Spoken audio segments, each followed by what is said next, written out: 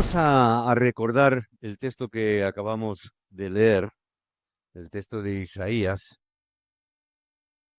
pero vamos a leer no todo nuevamente, sino vamos a centrarnos en el versículo 13. Se quedare, dice la palabra, aún en ella la 10ª parte.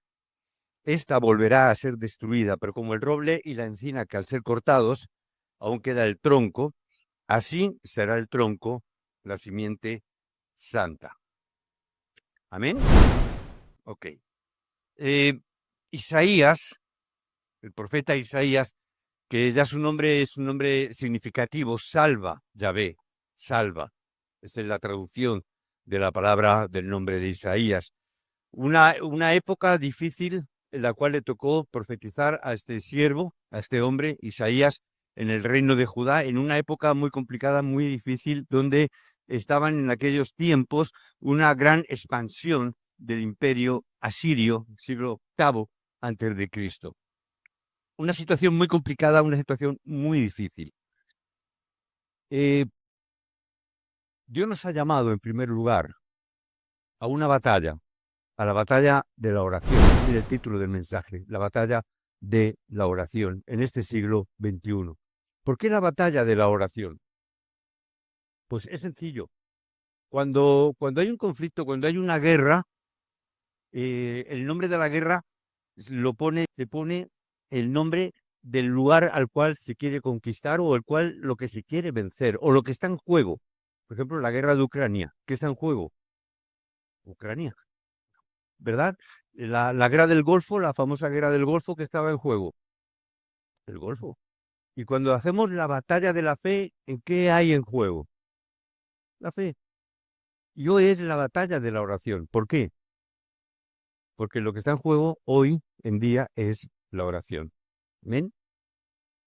¿Por qué lo digo? Pues, hombre, ayer casualmente no lo sabía, no lo tenía previsto, pero ayer había un culto de oración unido de las iglesias de Cantabria, ¿verdad? ¿Cuántos lo sabíamos? Casi todos lo sabíamos porque se ha anunciado. Ahora, ¿cuántos asistimos? Pocos, ¿verdad? Por circunstancias, trabajos, compromisos. No es regañina, ¿eh? No es regañina. Simplemente ver que la asistencia a los cultos de oración es una asistencia mínima. Si viene una persona, un líder, seguro que la iglesia se llenaba. Seguro que si viene, yo qué sé, Danilo Montero, Marcos Witt, el barrio no sé quién, seguro que Danilo Montero, por ejemplo, pues, seguro que se llena para el tiempo de para un culto de alabanza. Pero la oración como que parece que es un poco el hermano pobre, parece que un poquito que está ahí, pero no tiene muchos adeptos, no tiene muchos simpatizantes, no tiene muchos amigos. Por eso estaba pensando en este llamados a la oración. ¿Por qué? Porque tenemos que, de verdad, hacer una batalla, una guerra de verdad para conquistar nuevamente la oración. Y hoy en día tenemos muchos enemigos a la oración, tenemos muchos enemigos que nos impiden conquistar la oración que Dios quiere que nosotros hagamos. ¿Por qué razón? Porque hay muchos poderes que están a nuestro alrededor. Muchas veces oigo y está el poder del ruido, hay mucho ruido a nuestro alrededor, hay muchas cosas que están por ahí contaminando, es la que se llama la contaminación sonora, que no nos deja orar. Vamos a orar y de pronto ruido, de pronto circunstancias, de pronto ocurren cosas y nos impide.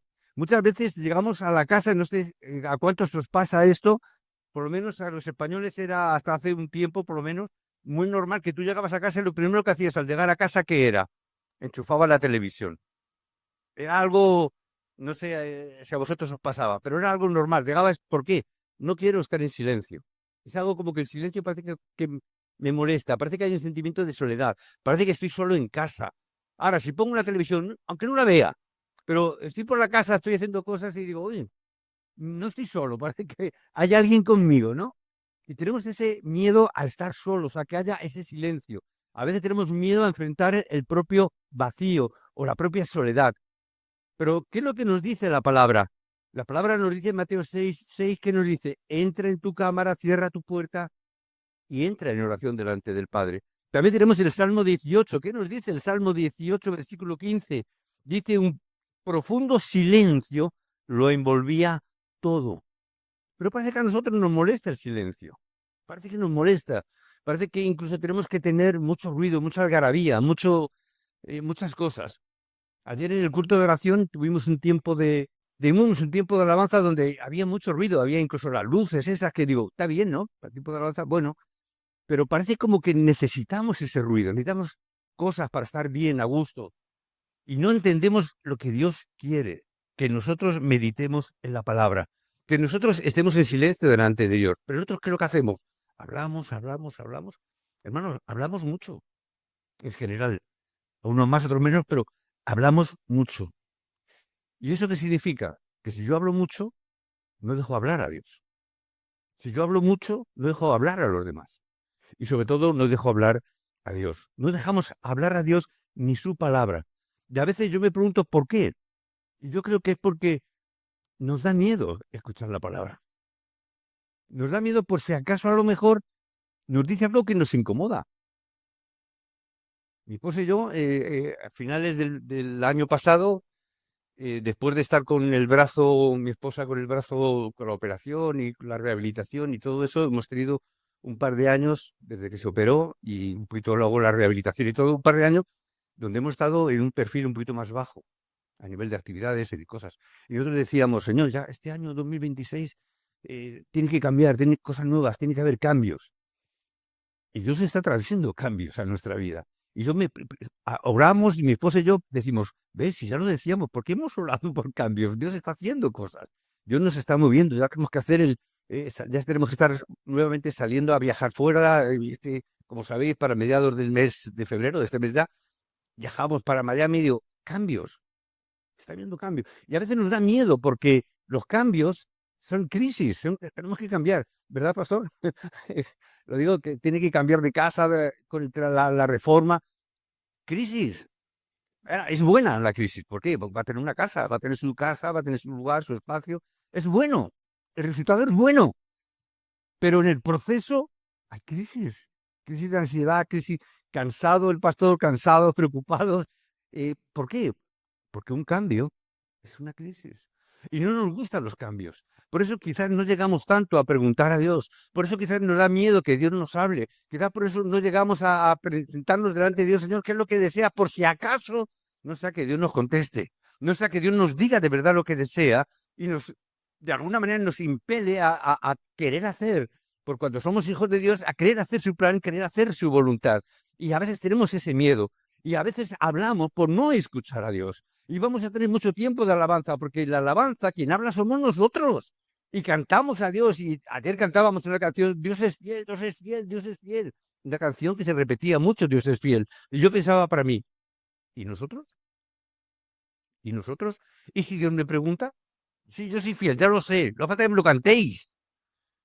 Pero ¿somos nosotros fieles? ¿Buscamos a Dios de verdad, como dice la palabra, de todo corazón? Lo buscamos de todo corazón, buscamos su plan, buscamos su voluntad, buscamos su deseo, anhelamos que su voluntad se cumpla en nuestras vidas, anhelamos de verdad que el plan de Dios en nuestra vida sea una realidad, que podamos gozar y disfrutar de la obra de Dios en nuestra vida. Para eso lo que necesitamos es entrar en la comunicación con Dios. Lo importante que es que podamos descubrir la oración para que todas las cosas puedan ser hechas en nuestra vida. Necesitamos recuperar la oración. Tenemos que descubrir esta oración, este secreto, que es la oración, que la oración lo es todo, lo es todo. Pero a veces estamos tan ocupados y a veces pensamos que la oración tiene un sentido a veces de inutilidad. Tiene un sentido de decir, es que si me quedo orando mucho tiempo con todo lo que tengo que hacer, y da una sensación de que, bueno, es un tiempo inútil. Parece como que es un tiempo donde me hace perder tiempo, precisamente. Si me quedo mucho tiempo orando, ay, es que tengo muchas cosas que hacer. Entonces, bueno, una oración cortita. O nos centramos solamente en las 3 oraciones del día. Gracias por el desayuno, gracias por la comida, gracias por la cena. Ya tenemos 3 tiempos de oración. Señor, he orado 3 veces ya. Pero ¿de verdad ha habido una comunicación? ¿De verdad cuando estamos orando buscamos que ese tiempo sea un tiempo útil y no solamente un tiempo de relleno para hacer las cosas que tenemos que hacer en el día? Es que tengo muchas cosas que hacer. Levántate antes. Ya está. ¿Qué problema tienes? Es que tengo mucho que hacer. Pues eso, madruga más. ¿Dónde está el problema? Pero nos queremos mover porque da la sensación de que me incomoda y todas las cosas que nos incomodan, tratamos de apartarlas. Las quitamos porque me incomodan. Busquemos de verdad qué es lo que Dios quiere. Recuerdo y tenía en mente cuando estaba con este mensaje, Éxodo 17 del 11 al 13. Os lo resumo. ¿Os acordáis cuando Josué tiene que enfrentar una pelea con los ejércitos de Amalek? ¿Qué es lo que hizo Aarón? Perdón, ¿qué es lo que hizo Moisés en el Éxodo 17? Se subió a un monte, viendo la batalla, ¿y qué es lo que hacía? Que levantaba la vara, y cuando Moisés levantaba la vara, el pueblo prevalecía, ganaba. Pero claro, es que me canso de estar con los brazos en alto. Y cuando bajaba los brazos, Josué caía y Amalek vencía. ¿Qué tienen que hacer? Aarón, 2 hombres, uno a cada lado, sujetando esa vara. ¿Por qué? Si la batalla estaba abajo, si la batalla estaba en el valle, ahí estaba Josué peleando con espada. ¿Tú qué haces ahí arriba? Parece que es inútil. ¿Qué haces ahí arriba? Coge el palo y baja y pelea con el palo. Pero no. ¿Qué era lo importante? Era el tiempo de oración. Es el tiempo donde tenemos que callar y tenemos que escuchar la palabra. Así dicen las Escrituras, Eclesiastés 3. ¿Por qué? Hay un tiempo para hablar. Está bien, hay que hablar, hay un tiempo para hablar, pero también hay un tiempo para callar. Y hay un tiempo para estar delante de la presencia de Dios. Muchas veces pensamos que tenemos que hacer muchas cosas, pero cuando en la realidad lo que tengo que hacer es orar, meditando en la palabra, ¿qué es lo que Dios quiere? No es tanto hacer cosas, que muchas veces se nos impulsa, tenemos que hacer, hacer. No es tanto lo que hay que hacer. Hay que buscar el tiempo para estar en la presencia de Dios. No es tanto activismo, sino es más tiempo de meditación, es más tiempo de oración. Pero hay veces que me dicen es que no hay tiempo, no tengo tiempo para orar. Y yo preguntaba y me preguntaba a mí mismo, ¿no tengo tiempo para orar? ¿O es que lo que tengo es no una escasez de tiempo, sino una escasez de amor para estar en la presencia de Dios? ¿De verdad es una escasez de tiempo o es que pensamos que es un tiempo pobre delante de Dios? Y con eso es más que suficiente. ¿O es que cuando Dios creó el mundo, cuando Dios creó en Génesis 1, creó el mundo, y el versículo 28 dice que puso todas las cosas debajo de los hombres, creced, enseñorearos, controlar todas las cosas? ¿No estaba también el tiempo ahí dentro? Dentro de ese todo, Dios se le olvidó el tiempo cuando nos dio ese dominio sobre las circunstancias y las situaciones. ¿No nos dio también el control del tiempo para que nosotros nos enseñoreemos del tiempo y no estemos nosotros atados por la falta de tiempo? ¿De verdad es falta de tiempo o es falta de amor? ¿Es falta de tiempo o es falta de compromiso de estar en la presencia de Dios? ¿Es falta de tiempo o de verdad es que creemos que no es tan necesario? Puede ser que pensemos todas estas cosas. Ahora, ¿por qué he escogido este texto? He escogido este texto porque hay un concepto que muchas veces repito, que es el concepto de remanente. Y es un concepto de remanente que algunas veces expongo, di unas pinceladas, remanente, y cogiendo este texto, ¿qué es? Es lo que queda en medio de toda una destrucción. Si leemos los textos que el pastor ha leído, ¿hasta cuándo, Señor?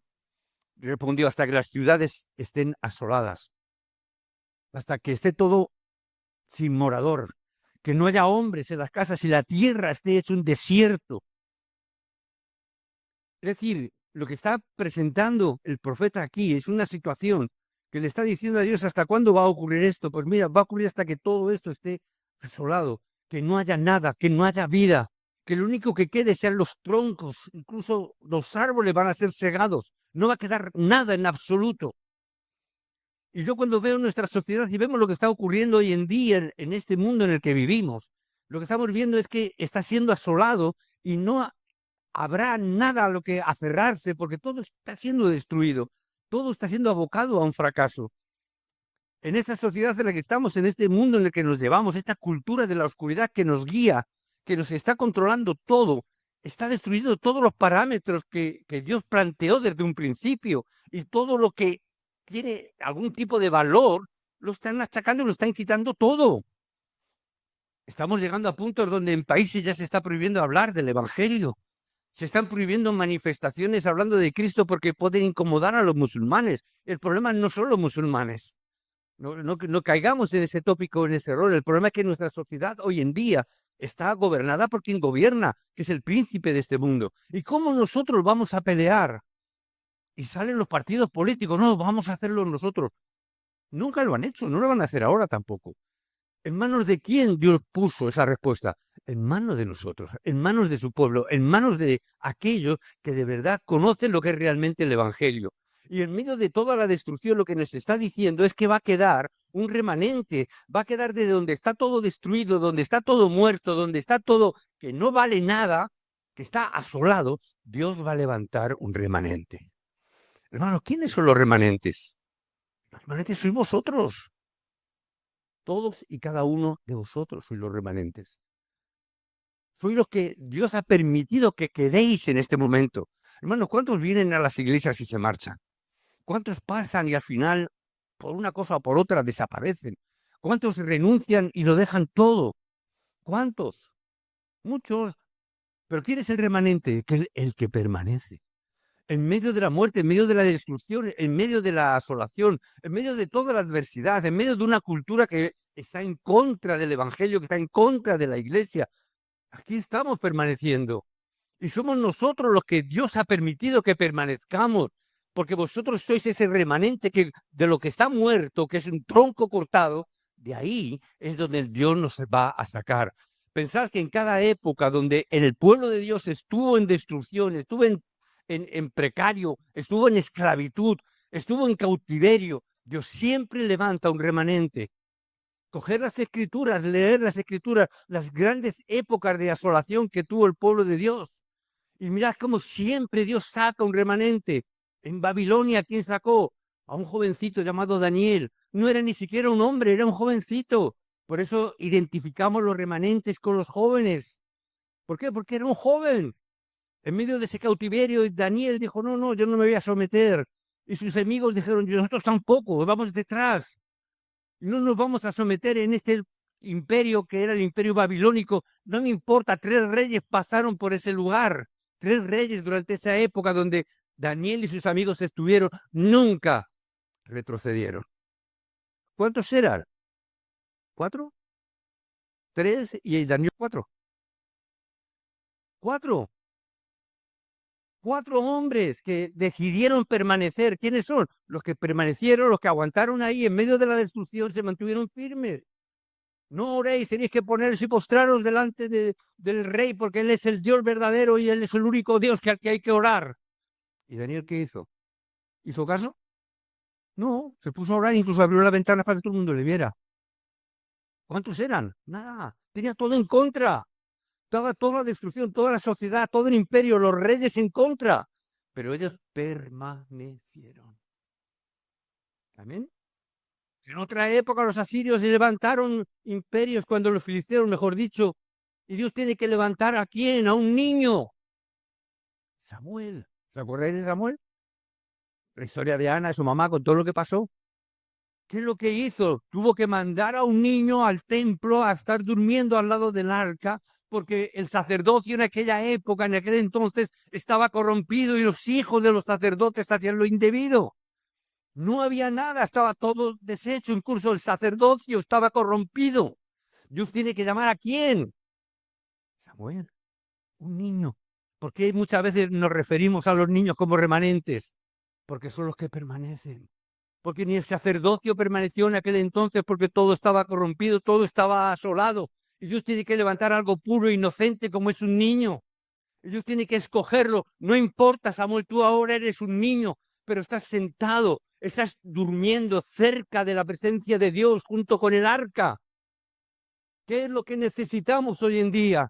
Necesitamos estar cerca de Dios. Necesitamos, como Samuel, estar donde el arca, donde la presencia de Dios está. No importa lo que hagamos, no importa todo lo demás. Lo único que importaba, Samuel, es que yo estoy aquí en la presencia de Dios.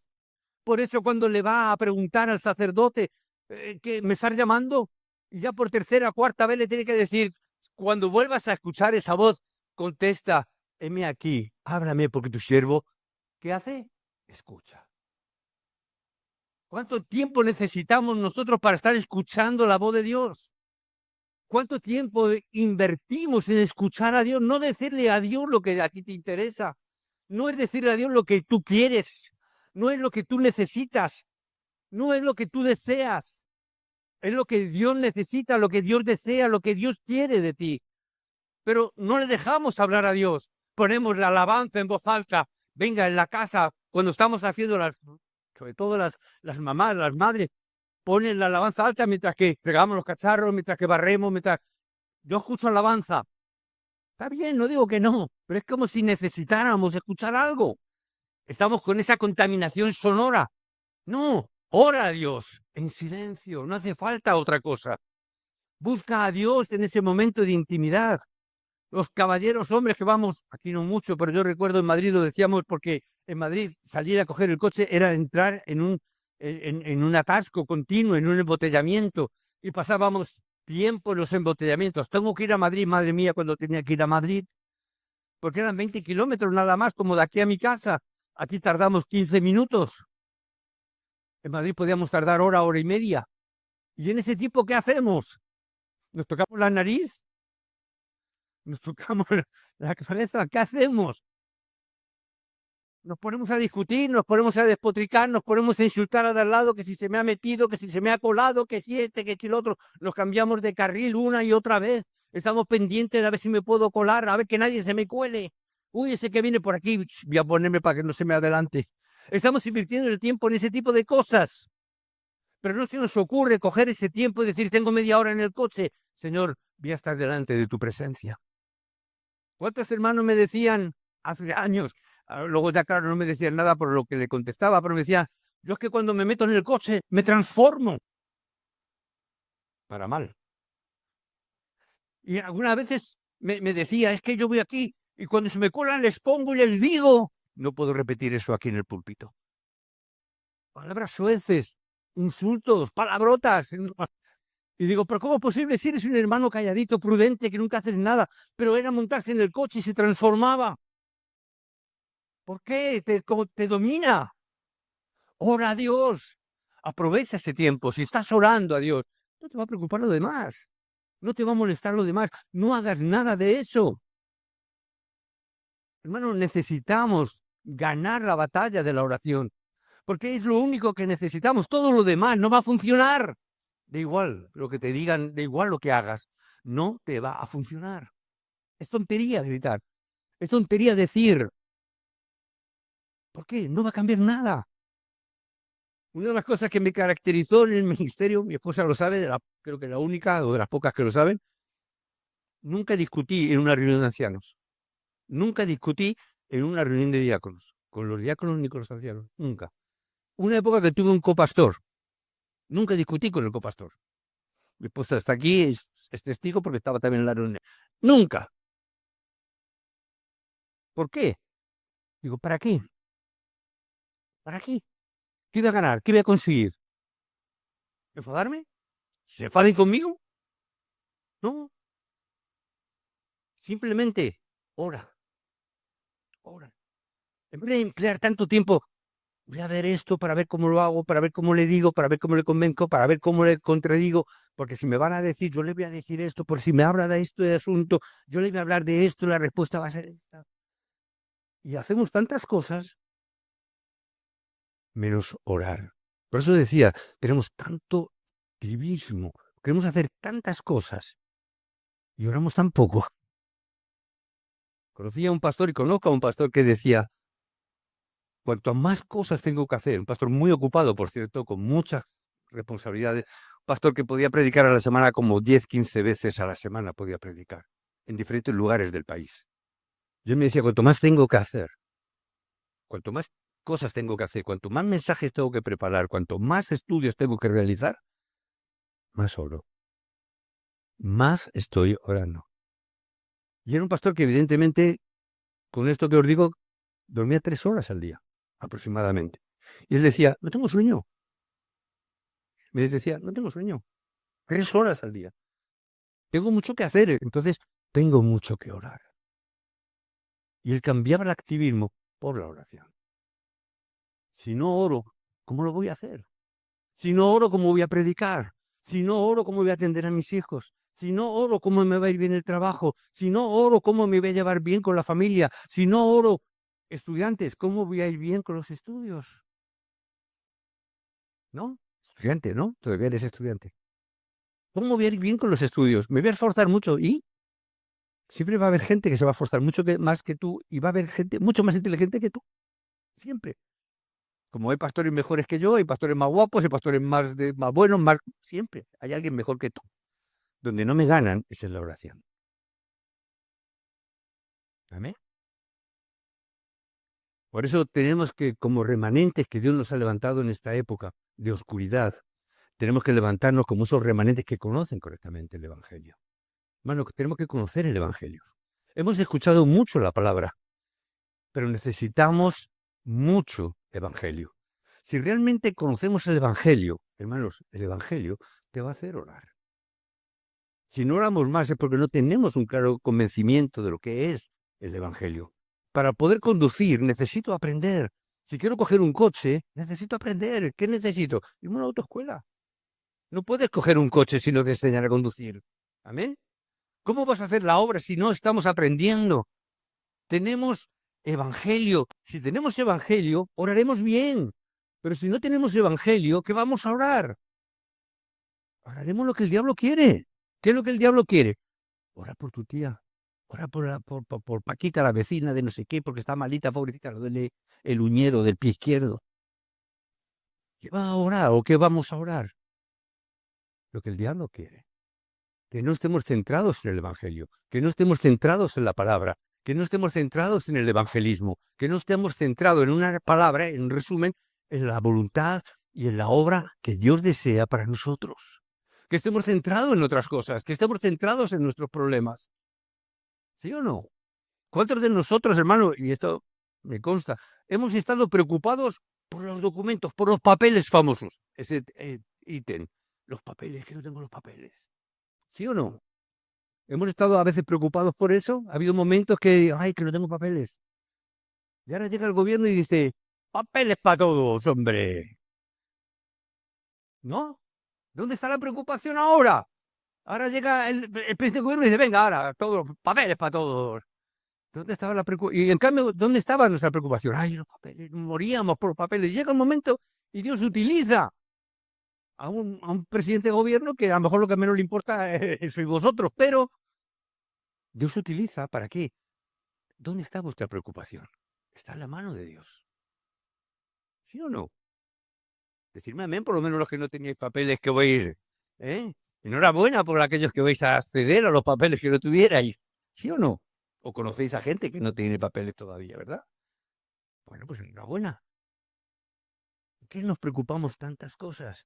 Si conocemos bien el Evangelio, comprenderemos que las circunstancias o los problemas que afrontemos no son en realidad ningún problema, pero nosotros nos seguimos centrando solamente en el tronco cortado, en la desolación, en la destrucción, no pensamos en otra cosa.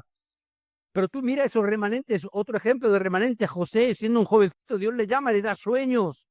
José no estaba preocupado por las circunstancias, aun cuando los hermanos trataran de matarlo, pero él no estaba preocupado por eso. No importa que le lleves como esclavo, José no fue movido por esas circunstancias, porque él sabía, él tenía los sueños que Dios le había dado y él creyó en esos sueños y esperaba que se cumplieran sin importar las circunstancias del entorno. Mira los héroes de la fe que podemos encontrarnos en Hebreos 11. Mirad y leed por dónde pasaron, qué circunstancias les llevó, cómo tuvieron que sufrir. Hay uno que siempre se me queda, a ellos que fueron aserrados.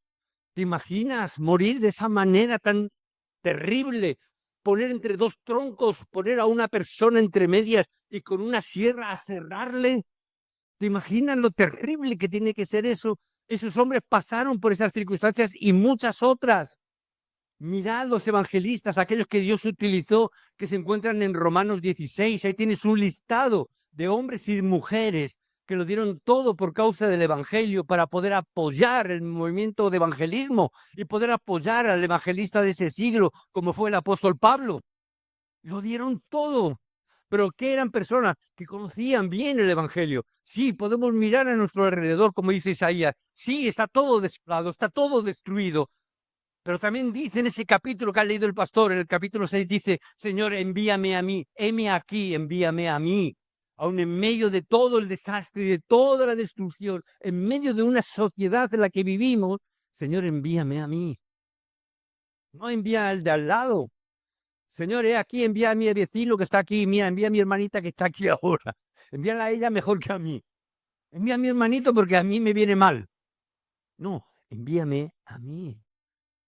Si nosotros conocemos el evangelio, lo que vamos a ver y entender que todos los problemas y todas las circunstancias que pasamos son oportunidades para ver la mano de Dios y la obra de Dios en nuestra vida. Todas las circunstancias que pasamos es para ver que Dios está juntamente contigo, para que veamos que es una oportunidad, para ver que Dios te da la respuesta para tu problema y que Dios te va a dar la respuesta para tu vida, que no importa la circunstancia que estés pasando, Dios va a utilizar a un presidente de gobierno como utilizó un rey cuando salieron de Babilonia y les dio todas las cosas para que pudieran construir el templo. Dios utiliza a los gentiles también. Dios utilizará eso. Por eso no caigas en la preocupación, no caigas en la angustia. ¿Por qué razón? Cristo. Porque Cristo nos ha sido dado, porque Cristo ya ha venido, porque Cristo ya ha solucionado todo problema. ¿Conoces el nombre de Cristo? ¿Conocemos? Mi grupo seguro que sí, ¿verdad? Que lo mencionamos muchas veces.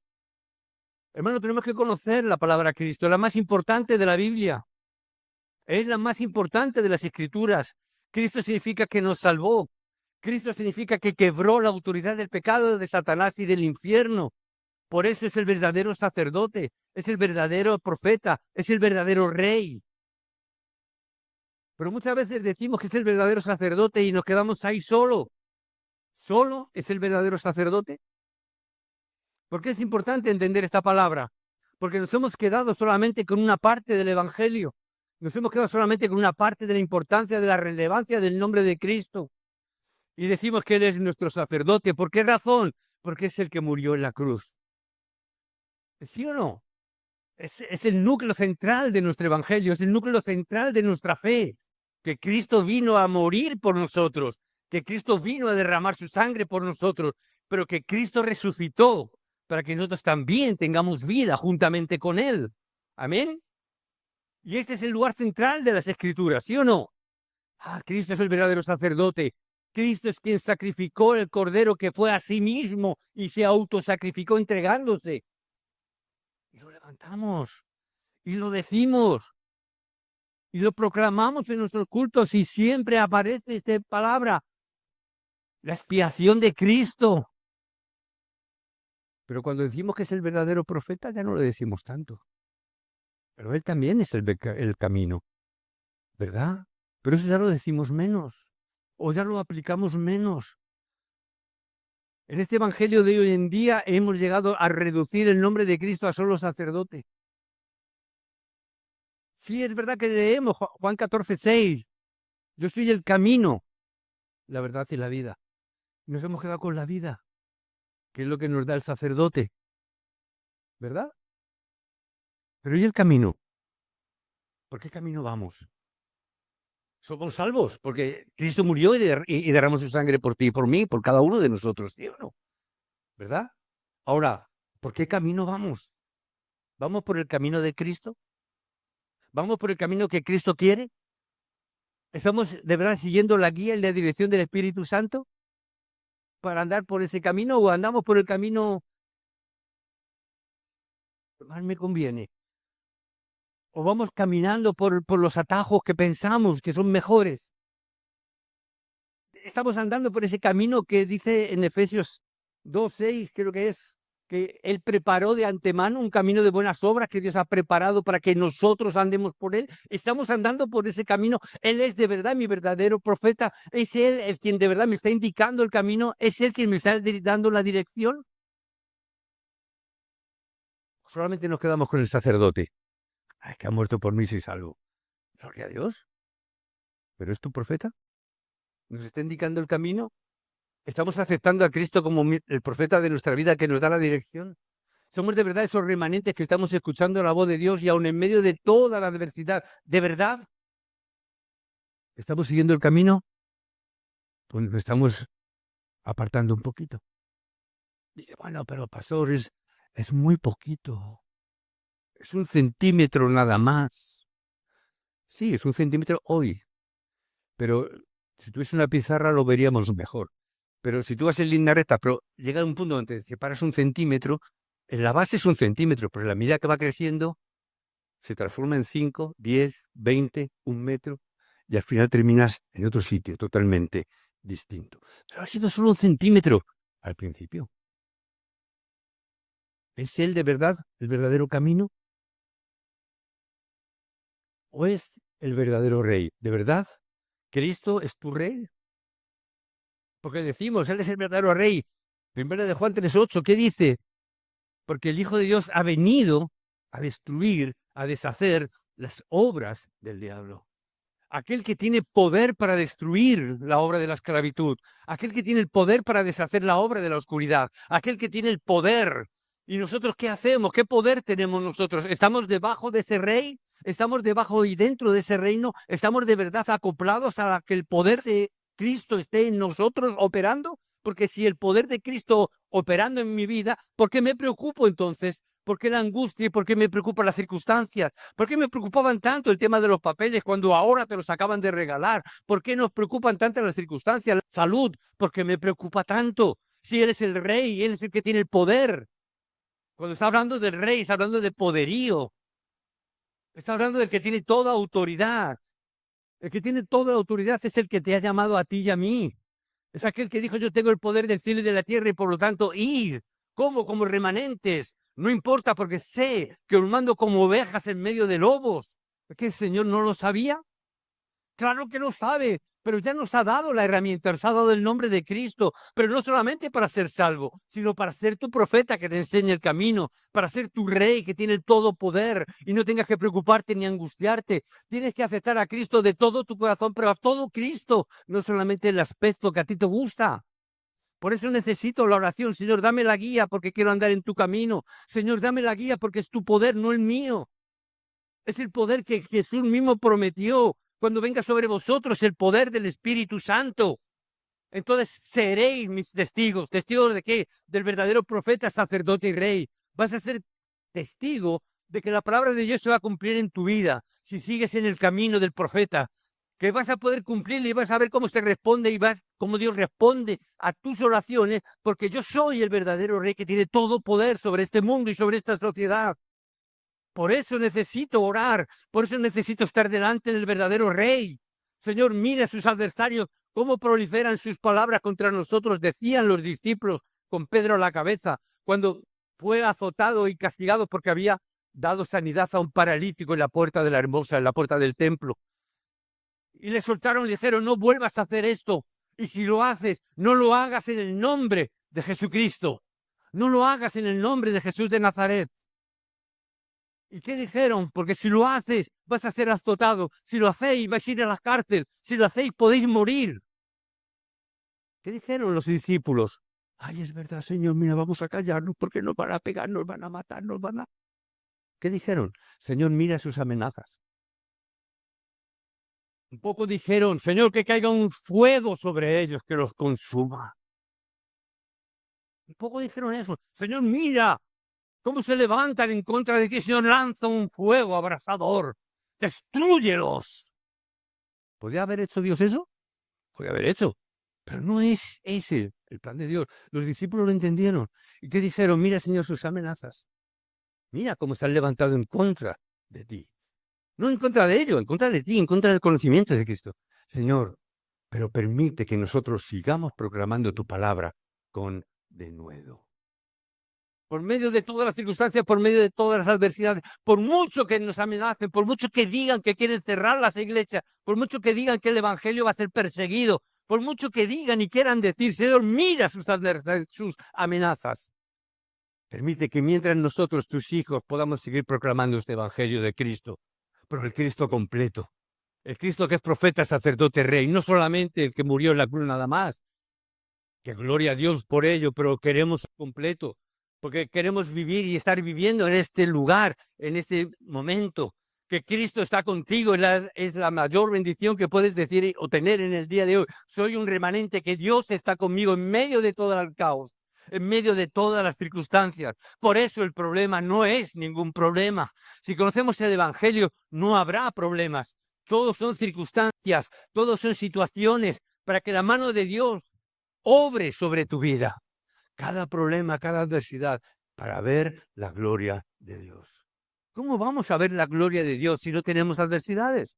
¿Cómo vamos a ver la gloria de Dios si no hay problemas? ¿Cómo se va a abrir el mar rojo si no hay un ejército que nos persiga? ¿Cómo va a ocurrir eso? ¿Cómo vamos a levantar un paralítico si no hay paralíticos? ¿Cómo Dios va a obrar los milagros si no ocurre nada? ¿Cómo vamos a ver que un presidente de gobierno se carga todas las leyes habidas del Estado, que esté en boca de todos los presidentes de Europa? Incluso hoy leía una noticia, incluso el New York Times decía: España se ha vuelto loca, el presidente está loco, está haciendo lo contrario de todo lo que están diciendo los demás países. El New York Times de Estados Unidos está diciendo, está haciendo lo contrario que están aponiendo. ¿Eso qué es? Para mí, es un milagro de Dios. Amén. ¿Algún amén? Que esté a favor vuestro. ¿No? Pero ¿cómo lo veo? ¿Que ha sido el presidente del gobierno? No. Dios obrando. En medio de del conflicto, Dios obra para bien. Amén.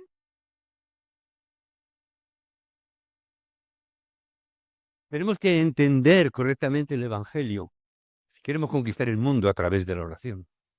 Tenemos que conocerlo bien. Vive una vida en el Evangelio, una gran vida en el Evangelio, dentro de la oración o a través de la oración.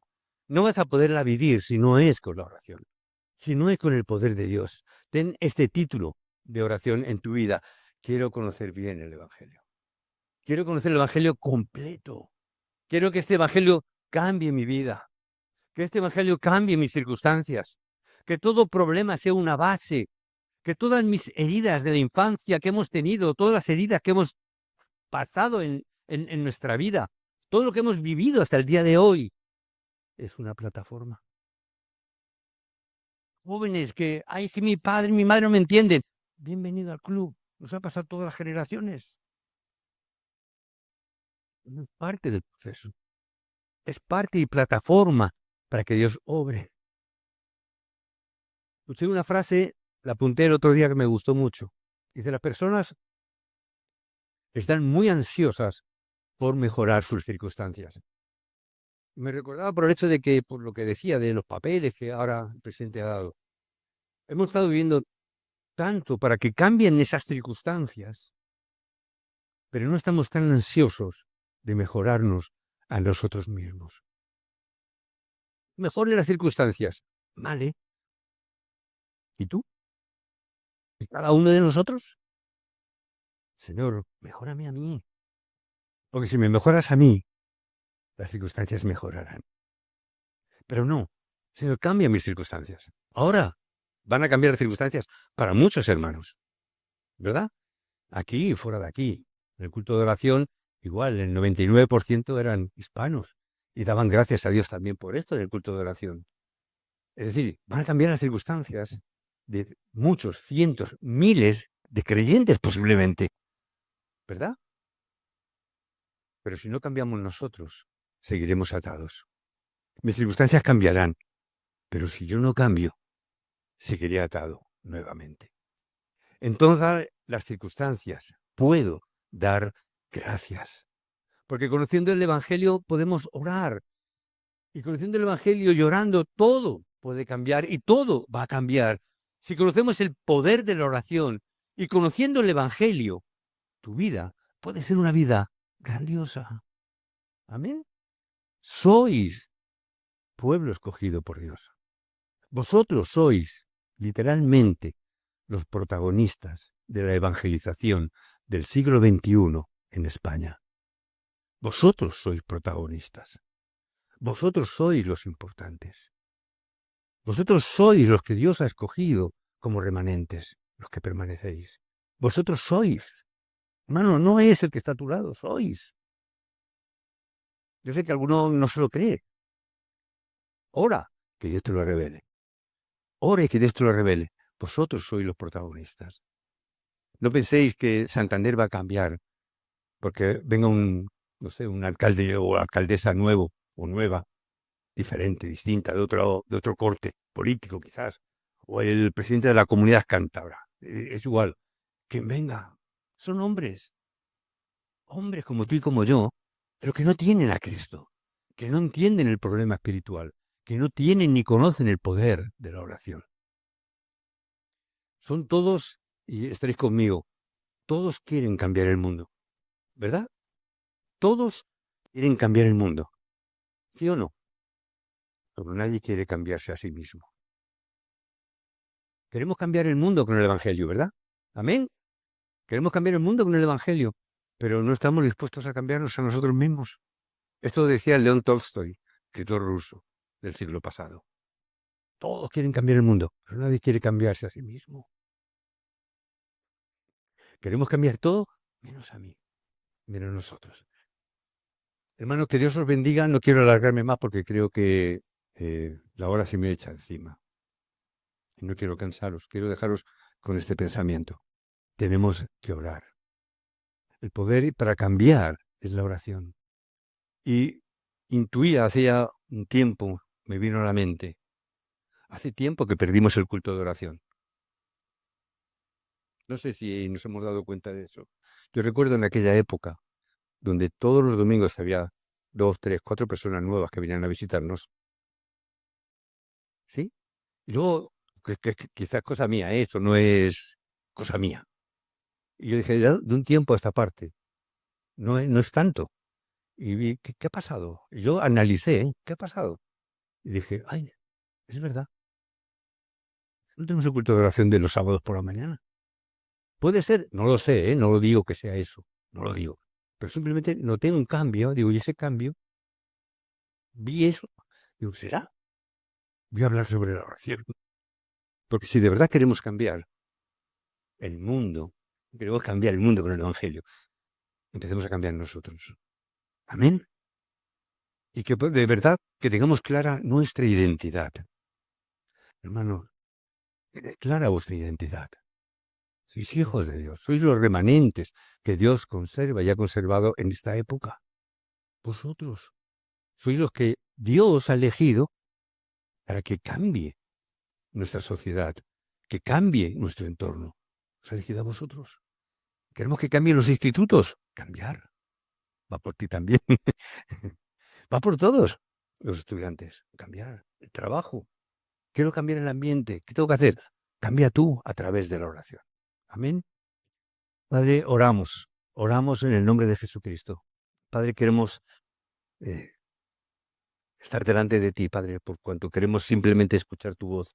Queremos de verdad, Padre, que tú obres en nuestra vida, que tú cumplas tu plan y tu voluntad en esta iglesia, en cada una de nuestras vidas. Si nuestra vida no cambia, la iglesia no cambia. Padre, que tú hagas esa obra, que tú hagas ese milagro, igual que hiciste el milagro de venir, de buscarnos, de sacarnos de donde estábamos, del lugar de corrupción en el que vivíamos y nos diste una nueva vida a través de la sangre de Cristo. Tú cambiaste nuestra vida. Padre, no dejes de cambiar nuestra vida. No dejes de seguir trabajando en nosotros. Que sigas perfeccionando nuestro corazón, que sigas perfeccionando nuestra vida. Padre, tenemos muchas limitaciones. Es verdad. Es verdad que no tenemos quizás mucha sabiduría, quizás somos torpes. Sí, posiblemente, y seguro que sí. Pero a ti te ha placido llamarnos, escogernos para estar contigo. A ti te ha placido llamarnos como remanentes en esta época de oscuridad, en esta época de confusión, en esta época donde incluso la propia identidad del ser humano está en entredicho, donde ya no se sabe lo que es hombre ni lo que es mujer, donde ya no se sabe uno hacia dónde ir o qué decir para no herir ciertas susceptibilidades, para no ofender. Padre, hay veces que encontramos tantas dificultades y nos damos cuenta, Padre, que nos falta tiempo para estar delante de tu presencia. Si no ganamos este tiempo, no vamos a ganar en nuestra sociedad. Si no ganamos este tiempo, no nos vamos a ganar a nosotros mismos. Si no ganamos este tiempo como Samuel, estando ahí, durmiendo, tumbado cerca de tu presencia, en ese altar, en ese tabernáculo, Señor, que tú creaste, ese arca de la alianza, y no estamos ahí, no escucharemos tu voz. Y si no escuchamos tu voz, Señor, ¿cómo vamos a proclamar los mensajes como Samuel, que nos dice el texto que ninguna de sus palabras cayó a tierra? Señor, ¿cómo, si no escuchamos tu voz, cómo vamos a proclamar esa palabra que se cumpla en nuestro campo, en nuestra vida, en nuestra familia, en nuestra iglesia, en nuestra región? Si no estamos ahí proclamando en ese movimiento de Mizpa, donde proclamamos que volvamos nuevamente y dejemos la idolatría, nuestros ídolos, y volvamos a Jehová Dios verdadero, y volvamos nuevamente de nuestro caminar hacia tus pies, y volvamos y dejemos todo aquello que nos ha apartado, separado, alejado, confundido, que a veces nos ha incluso distraído, Señor, y que dejemos todo eso para nuevamente, Señor, volver a ese Mizpa, a ese lugar donde nuevamente nos volvamos a ti, dejando todo lo de atrás. Señor, que nos saques todo aquello de atrás, todo lo que no sirve, todo lo que no vale, todo lo que no tiene sentido, todo lo que no te agrada, todo lo que no funciona. Señor, que dejemos todo eso atrás, Padre, para que solo, exclusivamente, gocemos, disfrutemos de tu presencia. Al fin y al cabo, eso es la oración. Orar es disfrutar de tu presencia.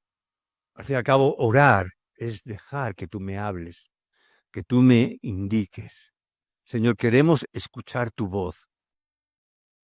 Cierra nuestra boca. Señor, que no hablemos tanto, para que tú puedas hablar más. Oramos, Padre, para que esta iglesia sea una iglesia que sea levantada, como la iglesia remanente. Yo oro por esta iglesia, Padre, para que sea la iglesia representativa de Santander. Que cuando la gente entre en la ciudad de Santander, escuche y quiera ver, conocer esta iglesia, porque es una iglesia representativa de la gloria de Dios. Padre, que tú obres el milagro, como hiciste con cada uno de nosotros llamándonos. Ahora cubre este milagro, Señor, volviéndonos a llamar a tu presencia. Atráenos con lazos de amor para que estemos disfrutando de ti y del Emmanuel, que es la bendición máxima. Padre, te damos gracias y te oramos en el nombre de Cristo Jesús. Amén y amén, Padre.